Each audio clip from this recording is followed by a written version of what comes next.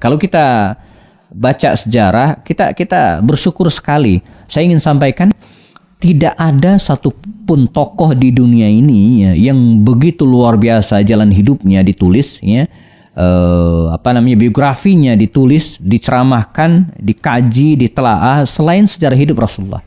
Jadi sejarah hidup Nabi itu begitu luar biasa, ditulis oleh jutaan ulama, ilmuwan, baik yang pro maupun yang kontra, karena para orientalis juga menulis sejarah hidup Rasulullah dengan perspektif mereka ya.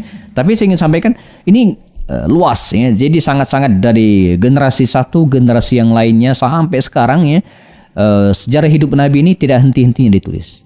Sering saya sampaikan dia seperti kalau kita menulis sejarah hidup Nabi itu seperti menggali mata air, teman-teman sekalian, yang tidak pernah kering.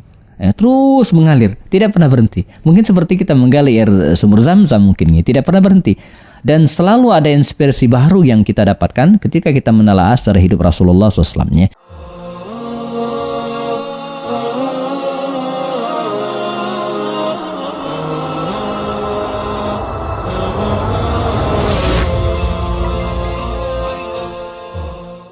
Assalamualaikum warahmatullahi wabarakatuh. Alhamdulillahi rabbil alamin, wa bihi nasta'in ala umur dunya waddin. Asyhadu an la ilaha illallah, asyhadu anna Muhammadan abduhu wa rasuluhu la nabiyya ba'da.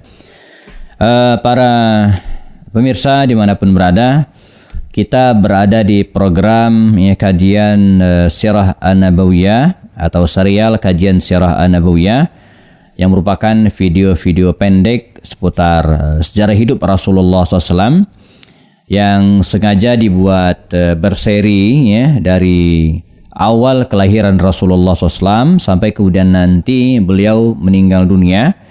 Dibuat video-video pendek sekitar 15 sampai 20 menit untuk memudahkan ya teman-teman sekalian ya mengenal Rasulullah SAW. Pada pertemuan pertama ini kita akan mulai dari pembahasan mengenal istilah Sirah An-Nabawiyah dan buku-buku apa saja yang bisa kita baca ya untuk mengenal sejarah hidup baginda Rasulullah SAW. Yang dimaksud adalah buku-buku induk ya, buku-buku basic ya, buku-buku standar. Oke, baik. Sirah ya, walaupun secara bahasa makna sirah ini artinya perjalanan ya, sirah ya, sara yasiru siratan ya, perjalanan. Namun dalam terminologi pembahasan sejarah hidup Nabi, kata as-sirah ini biasanya dilekatkan pada sejarah hidup baginda Rasul dan para sahabat saja. Ya, karena itu kita menemukan istilah ini umumnya pada pembahasan sejarah hidup Rasulullah, tidak pada pembahasan hidup tokoh-tokoh yang lainnya. Misalnya nabi-nabi sebelumnya itu istilah yang digunakan oleh para ulama bukan sirah. Ya, misalnya Imam Ibnu Katsir ya, ketika menulis buku tentang sejarah hidup nabi-nabi ya, atau sejarah hidup para nabi, itu tidak menyebutkan misalnya Siyar al-Anbiya atau Siyar ar-Rusul, tapi tidak. Beliau menggunakan dalam bukunya misalnya Qasasul Anbiya ya, kisah. Nah, jadi ada kisah para nabi. Nah, jadi bukan sirah ya. Atau sebaliknya misalnya generasi setelahnya ya, jarang ada satu dua tapi jarang yang menggunakan kata sirah. Misalnya ketika membahas khalifah-khalifah, ya, para tokoh yang menjadi pemimpin setelah wafatnya Rasulullah, Imam As-Suyuti itu tidak menggunakan Siratul Khulafa misalnya, enggak, tapi beliau menggunakan Tarikhul Khulafa.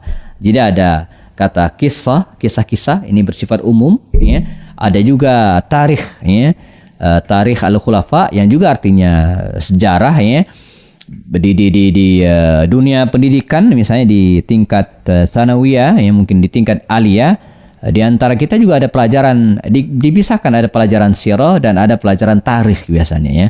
Nah, sirah ini teman-teman sekalian itu khusus ya biasanya untuk mengenal Rasulullah, sirat Rasulullah SAW. Karena itu Imam Ibn Hisham itu menulis sirah ya. Jadi sirah Ibn Hisham. Jadi kalimatnya adalah sirah, bukan yang lain. Atau Syekh Yusuf Al-Kandahlawi itu menulis sirat sahabah, sejarah hidup Rasulullah. Jadi bisa dijelaskan sirah itu adalah sejarah hidup baginda Rasul dari awal sampai wafatnya beliau bersama dengan para sahabat. Jadi ketika disebutkan yuk kita belajar sirah, itu artinya belajar sejarah hidup Rasulullah SAW dan para sahabatnya, bukan yang lainnya. Ini tentang definisi istilah sirah. Kemudian yang berikutnya tentang referensi, ya. Kalau kita baca sejarah, kita bersyukur sekali. Saya ingin sampaikan, tidak ada satupun tokoh di dunia ini, ya, yang begitu luar biasa jalan hidupnya ditulis, ya, biografinya ditulis, diceramahkan, dikaji, ditelaah selain sejarah hidup Rasulullah. Jadi sejarah hidup Nabi itu begitu luar biasa, ditulis oleh jutaan ulama, ya, ilmuwan, baik yang pro maupun yang kontra, karena para orientalis juga menulis sejarah hidup Rasulullah dengan perspektif mereka, ya. Tapi saya ingin sampaikan ini luas, ya. Jadi sangat-sangat dari generasi satu, generasi yang lainnya sampai sekarang, ya, sejarah hidup Nabi ini tidak henti-hentinya ditulis. Sering saya sampaikan dia seperti kalau kita menulis sejarah hidup Nabi itu seperti menggali mata air, teman-teman sekalian, yang tidak pernah kering, terus mengalir, tidak pernah berhenti. Mungkin seperti kita menggali air sumur Zam-Zam, mungkin ya, tidak pernah berhenti. Dan selalu ada inspirasi baru yang kita dapatkan ketika kita menelaah sejarah hidup Rasulullah SAW. Namun demikian, bagi teman-teman yang pemula barangkali, ya, untuk belajar sejarah hidup Nabi ini, karena banyak juga yang nanya, Ustadz, saya ingin belajar sejarah hidup Nabi, buku apa saja yang bisa saya baca? Ya, buku apa saja yang bisa saya baca? Nah, saya ingin menjelaskan, ya, memperkenalkan paling tidak beberapa buku, dan ini bukan berarti menghalangi buku yang lainnya. Artinya teman-teman kalau punya buku yang lain, ya monggo, mangga, silakan, tidak ada masalah. Tapi yang banyak digunakan oleh para ustadz, ya, para ulama untuk yang basic. Jadi bukan yang advance belajar sirah itu, ya, yang basic. Mungkin kitab Ar-Rahiqul Maktum, ya, yang ditulis oleh Syekh Safiur Rahman Al-Mubarakfuri, ya, ini mungkin bisa jadi rujukan gitu, ya. Ini buku asli yang saya bawa, maksud saya buku asli yang berbahasa Arab, ya, Ar-Rahiqul Maktum, yang itu oleh Safiur Rahman Al-Mubarakfuri. Nah, ini buku Darul Muayyid, penerbitnya. Ini buku merupakan hasil dari penulisan Sirah An-Nabawiyah, lomba menulis Sirah Nabawiyah yang dilaksanakan oleh Rabita Alam Islami di tahun 80-an kalau tidak salah, dan ini pemenang pertamanya. Ya. Apa kelebihan buku ini, tanpa bermaksud untuk promosi, ya, tapi ini hanya menjelaskan. Pertama, buku ini teman-teman sekalian ditulis secara runut dan relatif lengkap. Jadi dari awal kelahiran Rasulullah, bahkan sebelum kenabian, ya, sebelum Nabi lahir ditulis, sampai kemudian Nabi meninggal dunia. Ini. Kemudian yang kedua, Syekh Safiur Rahman Al-Mubarakfuri menulis buku ini dengan penulisan yang apa adanya, artinya objektif, ya, tidak begitu banyak analisa yang kemudian membuat kita bingung, ya. Dan yang lebih menarik lagi adalah, dan mungkin ini menjadi penyebab buku ini menjadi pemenang pertama tingkat kepenulisan Sirah Nabawiyah tingkat internasional. Buku ini mendilet, ya, hadis-hadis dhaif, hadis-hadis palsu, hadis-hadis yang tidak jelas sumbernya, itu nyaris, sepengetahuan saya, ditiadakan, ya. Yang bahkan hadis-hadis yang menceritakan tentang kisah-kisah yang masih diragukan itu juga didelete, ditiadakan oleh beliau. Misalnya kisah tentang sarang laba-laba dan burung merpati yang bersarang di mulut gua ketika Nabi hijrah. Ini kan sebagian ulama menyebut hadisnya dhaif. Walaupun Imam Ibnu Katsir menyatakan hadisnya hasan, tapi artinya kontroversi dari kalangan ulama itu ditiadakan. Jadi kita sulit menemukan, ya, hadis dhaif di sini, nyaris tidak ada sepengetahuan saya. Jadi aman, ya. Nah, ini ya. Nah, lengkap, ya, kemudian kronologis, ya. Nah, jadi saya disarankan teman-teman yang baru belajar Sirah Nabawiyah, bagus menikmati buku ini sebagai basic. Buku yang lainnya yang tingkat lebih bagus lagi, maksudnya setelah menghatamkan buku ini, mungkin bukunya Syekh Muhammad Sa'id Ramadan Al-Buti, ya, Dr. Muhammad Sa'id Ramadan Al-Buti, yang judulnya Fiqh Sirah, itu juga mungkin bisa jadi rujukan kita. Nah, bedanya kalau buku pertama tadi, teman-teman sekalian, dia hanya memaparkan apa adanya, jadi praktis tidak ada, atau sedikit lah analisa dan ibrahnya. Tapi selanjutnya di buku Fiqh Sirah yang ditulis oleh Sa'id Ramadan Al-Buti ini, justru sudah mulai ada kajian-kajiannya, telah-telahannya. Pada setiap kisah itu ada ibrahnya, ada hikmahnya, ada pelajaran yang bisa kita ambil. Makanya setelah mengkhatamkan buku yang pertama tadi, menarik kalau diteruskan dengan buku yang ini, buku Fiqh Sirah, ditulis oleh Dr. Muhammad Said Ramadan Al-Bauti, Allahumma gfir lahu, yang sudah meninggal beberapa waktu yang lalu. Nah, jadi dia melengkapi, membantu kita menelaah kisah-kisah tersebut dari berbagai sisi, karena pada setiap kisah ada ibrah. Walaupun kelemahan dalam tanda kutip, tentu saja kisah yang beliau sampaikan tidak begitu detail seperti pada buku yang pertama. Nah, ini kedua ya. Yang terakhir sebagai penutup, ada buku menarik juga teman-teman sekalian yang judulnya Kitab Al-Manhaj Al-Haraki.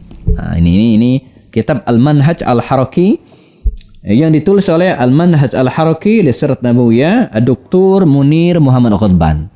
Ini terus terang ya, personally secara pribadi saya punya ikatan yang luar biasa dengan buku ini. Ketika dulu diminta untuk mengampu rubrik kajian-kajian sirah di majalah tempat saya bekerja dulu ya, hampir 7 tahun saya bekerja, ini menjadi buku andalan. Karena mengapa? Karena betul ya, Dr. Munir Muhammad Ghadban emang tidak menjelaskan begitu detail kisah dan sejarahnya karena sudah didahului dengan kisah buku-buku yang lainnya. Tapi yang menarik adalah beliau menelaah kisah-kisah tersebut dalam konteks kekinian dari aspek al-harakiyah. Nah, ini yang menarik. Jadi kisah-kisah tersebut beliau telaah dari berbagai sisi, dari aspek politik, dari aspek dakwah, dari aspek sosial bahkan. Nah, bagaimana misalnya ini salah satu contoh saja, misalnya ketika Nabi Muhammad sallallahu alaihi wasallam hijrah dari Makkah ke Madinah, itu kan prosesnya luar biasa ya. Nah, beliau telaah proses hijrahnya mereka. Atau kemudian ketika beliau misalnya menelaah Fathu Makkah ya, di mana ada 2.000 orang yang menjadi tawanan Rasulullah kemudian dimaafkan. Nah, salah seorang di antara tokoh tersebut ada yang namanya Sofwan bin Umayyah yang dimaafkan sementara oleh Rasul sampai 4 bulan kemudian dia baru meninggal, baru masuk Islam ya. Ditelaah sedemikian rupa detail. Jadi direferensikan buku ini ya. Dan kalau saya ini sebagai penutup episode pertama ini ya, kalau saya baca buku ini terus terang mohon maaf ya, saya menggabungkan 2 referensi. Jadi buku asli Arabnya saya baca gitu ya, tapi yang versi terjemahannya juga yang terjemahkan oleh Robani Press itu juga saya buka juga gitu kan. Mungkin ada yang nanya, Ustadz, ngapain baca buku terjemahannya? Ustadz kan bisa bahasa Arab, baca aslinya saja ya.